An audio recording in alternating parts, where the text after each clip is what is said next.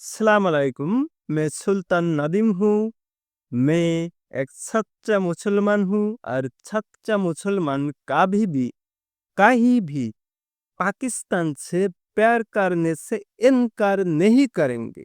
দেখুন, আমি এ যাবৎকাল সামাজিক অসামাজিক বিভিন্ন মাধ্যমে আওয়ামী লীগের পক্ষে দালালি করেছি, ভারতের পক্ষে দালালি করেছি।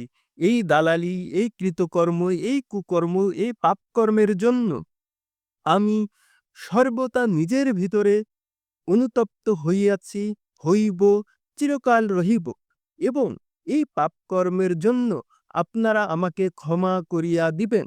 আমি अभी से আর कभी भी आवाम लीग का, भारत का दालाली नहीं करेंगे।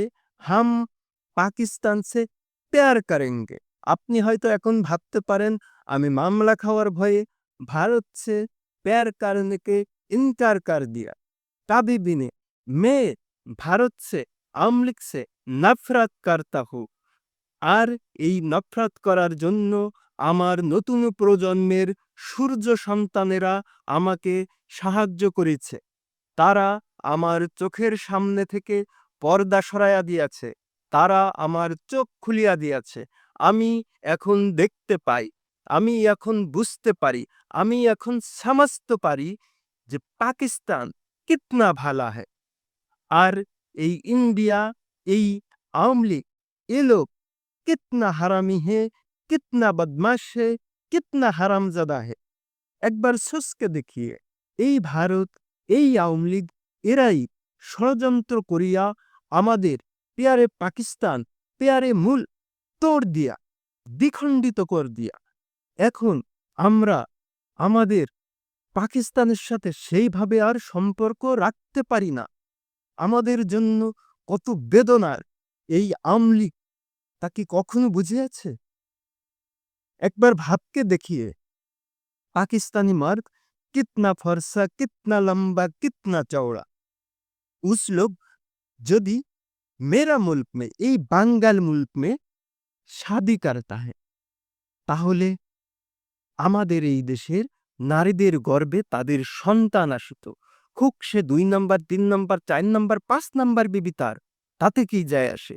কিন্তু আমাদের দেশের নারীদের গর্ভে যদি তাদের সন্তান আসিত, তাহলে আমাদের এই বাঙ্গাল মূল, এই না খাওয়ার মূল, এই দরিদ্রের মূল, এই চাষা বসার মূলকে কত সুন্দর জান্নাতি শিশুদের জন্ম হইত। সেই বালকদের মলমূত্র পরিষ্কার করাও তো এই বাঙালির জন্য সৌভাগ্যের ব্যাপার।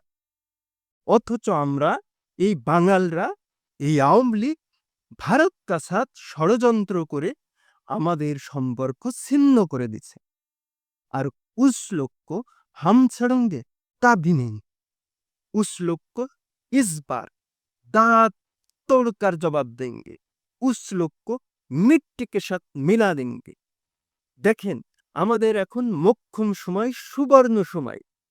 এই যে দেখেন সমন্বয়ক ভাইয়েরা, তারা এক একটা ফেরেশতার মতো মানুষ, পাপহীন, পবিত্র আত্মা। তারা আমাদের স্বৈরা শাসকের থেকে, স্বৈরা শাসকের নাগপাশ থেকে মুক্ত করিয়াছে। আমরা এখন মুক্ত বাতাসে শ্বাস নিতে পারি। আমরা এখন গলা চড়কে, জোশ লাগাকে কথা বলতে পারি। এইরকম একটা সুন্দর বাংলাদেশ আমাদের সমন্বয়ক ভাইরা উপহার দিছে। তাদের প্রতি আমাদের চিরকৃতজ্ঞ থাকিতে হইবে। পাশাপাশি এও মনে রাখতে হইবে, আল্লাহ পাকের ফয়সালায় প্রফেসর ডক্টর মোহাম্মদ ইউনূস সাহেব আমাদের শাসনকর্তা হিসেবে নিয়োগ পাইয়াছেন। তার বিরুদ্ধে কোনো প্রকার বৃদ্ধাচরণ করা মানে পাপ কর্ম করা। সুতরাং हम लोग कभी भी किसी परिस्थिति भी यूनुस साहब का बदनाम नहीं करेंगे। हम लोग उसका सुनाम करेंगे।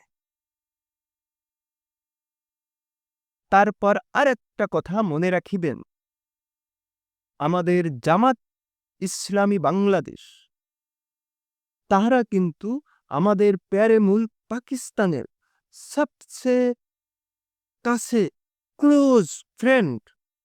সুতরাং তাদেরকেও আমাদের শ্রদ্ধা করিতে হইবে এবং তাদের নেতৃত্বে আমাদের চলিতে হইবে। তাহারা যে কথা বলিবে তাহা আমাদের মান্য করিতে হইবে। দেখুন, তাহারা আমাদের ভূখণ্ডে, এই বাঙ্গাল ভূখণ্ডে ইসলামের জন্য বহুত কিছু করিয়াছে, বহুত কুছ করা। আমরা তাদের সাথে অনেক অন্যায়, অনেক অপরাধ করিয়াছি। আর नहीं, कभी नहीं। अभी से हम लोग जमात के पक्ष लेंगे, उसके लिए बात करेंगे, उसके लिए कथा बोलेंगे। एंड हम लोग अभी से जोश लगा के बोलेंगे, लड़ के लेंगे पाकिस्तान, सिंह के लेंगे पाकिस्तान। मेरा प्यारे मुल्क पाकिस्तान, मैं तुम सब मिलके आबार जुड़ेंगे। यह पाकिस्तान हमारा दिल का कंट्री है। সুতরাং এই পাকিস্তানের বিরুদ্ধে যারা কথা বলিবে তাদের কড়ি সে কড়ি সাজা দেंगे हम लीग के মতো সাজা देंगे हम लोग इंडिया से रिवेंज लेंगे। हम ईस्ट पाकिस्तान वेस्ट पाकिस्तान मिलकर इंडिया मुल्क का, उसका, जनगण का कड़ी से कड़ी सजा देंगे। ये हमारा तुम्हारा सकल का वादा है। पाकिस्तान जिंदाबाद। मोहम्मद अली जिन्ना, मेरा तुम्हारा सबका जातीय पिता, फादर ऑफ द नेशन। तुम लोग मेरा साथ कंठ मिला के कमेंट बॉक्स का लिख दो, पाकिस्तान जिंदाबाद। पाकिस्तान जीते रहेंगे।